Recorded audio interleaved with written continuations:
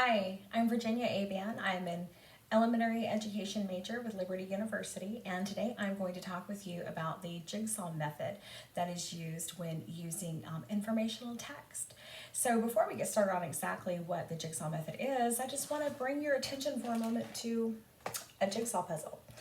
Jigsaw puzzles, it is very important that we have every piece of the puzzle. If I am missing just one piece of this jigsaw puzzle, then I'm not going to be able to see what the completed picture would be. Well, it works the same way whenever we use the jigsaw method.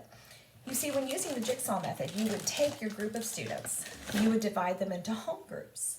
Within each home group, each student would be assigned a particular topic in which they would become an expert.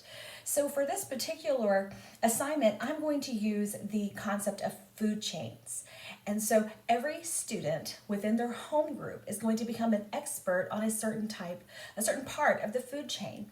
So if I were going to do this lesson with, say, kindergarten or first grade, considering at kindergarten and first grade, their reading levels are not incredibly strong yet, what I would likely do is I would use an ed puzzle. And within the ed puzzle, I would have places where I have interjected notes and I have orally given those notes instead of having it where the students would read those notes. And with those notes, I would be telling them to draw a picture of what they had just seen demonstrated to them, or the part of the book that was just read to them through the ed puzzle. And they would have a graphic organizer similar to this one, where they would have drawing 1, drawing 2, and drawing 3. As they are doing their ed puzzle on the portion in which that they are going to become an expert, they are going to complete these 3 drawings. These 3 drawings are going to give them all of the information that they need for the area that they are becoming an expert in.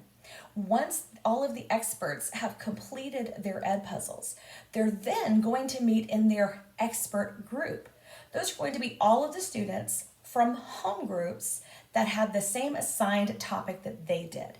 Whenever they get together, they are going to compare their drawings. They're going to compare the details that they had in their drawings in order to see, did someone catch a detail that maybe someone else missed?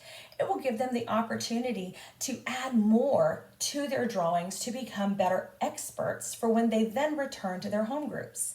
When they return to their home groups, they are going to take turns with the other experts. For example, again, in kindergarten, they're going to have a student who becomes an expert on plants, one who becomes expert on animals, and one who will become an expert on worms. The primary focus that they're going to be learning about is that there are plants, there are animals that eat plants, there are animals that eat other animals, and then there are worms that eat dead plants and animals. That will be the focus for that early level. Once all of the experts have given their information to their home groups, they are then going to take the information that they learned from each expert and draw an image at the bottom that is going to illustrate everything that they learned. So that is one way that we can use the jigsaw method when applying it to a kindergarten first grade level. Now, if I wanted to, again, continuing on with the food chain, and I wanted to bring it to a more second to fourth grade level, then I could use a book, and I have chosen this book here. Is called What is a Food Chain? And within this book, it goes into the different parts of a food chain. It starts talking about producers, consumers, and decomposers. It talks about how producers make their own food, whereas consumers have to eat food in order to get energy. I would take this book, I would put stickies in it, and I would have a class set of this book. Every home team would have this book, but whoever is learning the particular topic, whatever they're becoming an expert in, they will only read the pages that are stickied with the information that pertains to their topic. They would then meet with their expert group. They would compare what they learned. And as they are with their expert group, they will fill out a graphic organizer based on the particular area that they had learned about, that they were becoming an expert in. They would then return to their home group. When they return to their home group with their completed graphic organizer, they will then teach the rest of the members of their home group what they learned, what they became an expert in. Taking all of that information every person in the home team has a graphic organizer for producers, consumers, and decomposers all on one. They will work together utilizing the expertise from each other in order to complete this graphic organizer. Now, can I take this concept, can I use this jigsaw method and apply it to upper elementary and middle school? Yes, I can. Here I have taken clipboards and I have broken them down into producers. I have another one for consumers, and I also have one for decomposers. And on these clipboards, I have gone through and I have used multiple resources in order to get information on each of these areas. And as you can see, this is one that I actually have used in my classroom in order to try this method out and see how it worked. So in doing that, students were able to use highlighters, and they were able to go through and highlight important information. They were able to go ahead and answer some questions to see what kind of knowledge that they were beginning to gain. We are actually going to finish this the next time that we get together. Whenever they sit down with their expert group, they're going to continue going through these sheets, finding all of the facts that they can find, filling these sheets out, and they are using the same type of graphic organizer that is being used for the 3rd and 4th grade. This particular graphic organizer is open enough to where it can go across multiple grade levels. So with using this one, I also provided them with sticky notes.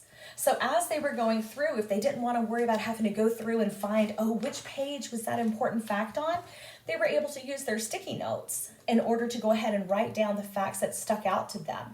So whenever they got together with their expert group, they could share the facts that they had gathered on their sticky notes.